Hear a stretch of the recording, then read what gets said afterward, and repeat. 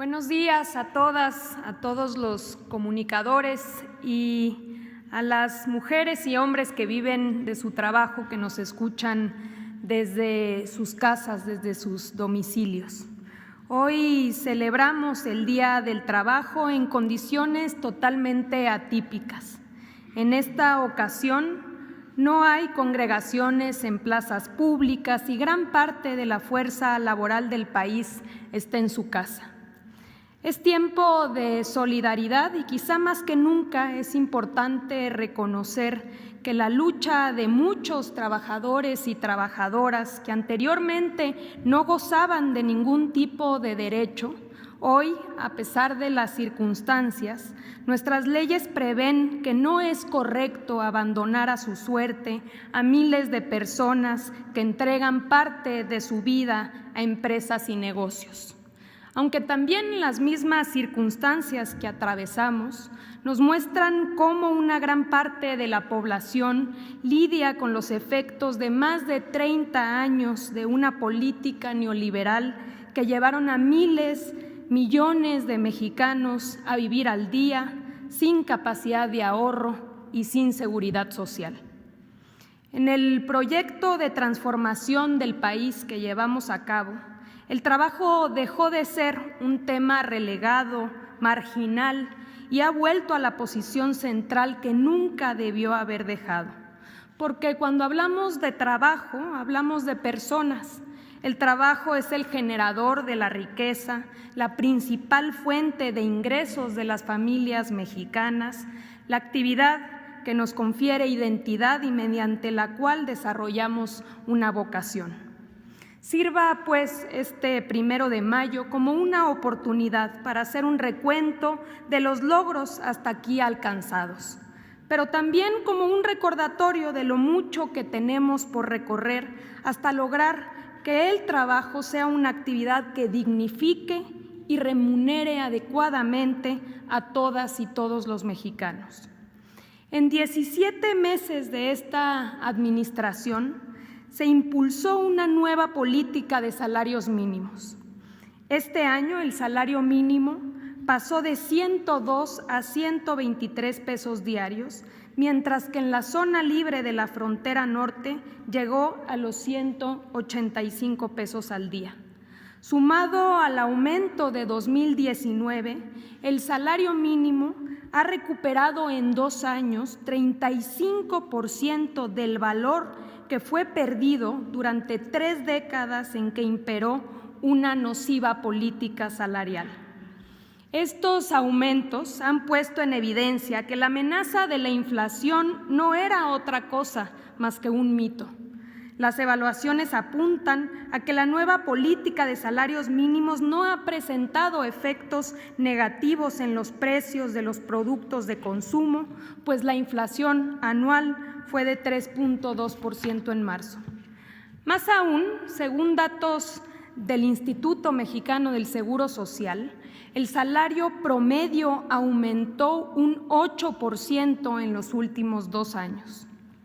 La reforma laboral es quizá el cambio más importante en los últimos 100 años para el mundo del trabajo. Reforma que fue acompañada con la ratificación del Convenio 98 de la Organización Internacional del Trabajo sobre sindicación y negociación colectiva. Es pasar de los contratos de protección, de la corrupción sindical, a lograr que los sindicatos, las organizaciones gremiales tengan autonomía e independencia frente a los patrones y también frente al gobierno. Que sean fuertes y que cumplan con su función de defensa de los trabajadores. Lograr que los sindicatos pasen de un régimen de simulación a uno de verdadera y legítima representación. A 1 año de la reforma laboral, más del 85% de los sindicatos con registros federales han adecuado sus estatutos para introducir el voto personal libre, directo y secreto para elegir a sus dirigentes, lo cual es de reconocerse. Además, para eliminar los contratos de protección, a la fecha más de 71,000 trabajadores han sido consultados respecto a si están de acuerdo o no con el contenido de sus contratos. Igual de relevante significa el hecho de que la democracia y el voto secreto y directo sea también una herramienta para los casi 4 millones de trabajadores al servicio del Estado. Asimismo, como parte de la implementación de la reforma, estamos consolidando de la mano de los poderes judiciales la creación de tribunales especializados en materia laboral, juicios cortos, orales, que den pie a una pronta resolución de conflictos y un auténtico acceso a la justicia. Estos tribunales, de la mano de los centros de conciliación, iniciarán a operar a partir de octubre de este año en 10 entidades federativas. De igual modo, en el Gobierno de México estamos abocados a erradicar prácticas ilegales de subcontratación que tienen por objeto evadir el cumplimiento de los derechos laborales. A diferencia de administraciones anteriores que consintieron e incluso lo promovieron, hemos conformado un grupo de trabajo como nunca antes para lograr consolidar una estrategia conjunta con la UIF, el IMSS, el SAT, la Procuraduría Fiscal y el Infonavit. En lo que va de la presente administración, hemos realizado inspecciones con el objeto de vigilar, detectando a 1,391 empresas que operaban con presuntos esquemas de subcontratación abusiva, protegiendo así a miles de trabajadores. Aquí mismo, en 2 ocasiones, hemos informado y exhibido el comportamiento de estos mecanismos. En diciembre del año pasado, como parte ya de una práctica casi normalizada para cerrar el año, muchas empresas de subcontratación dieron de baja a sus trabajadores de los registros del IMSS. Lo mismo sucedió hace apenas unas semanas en plena pandemia. Lo importante es que esta batalla ya inició y seguiremos actuando con contundencia para erradicar estas prácticas ilegales. Le apostamos a la juventud.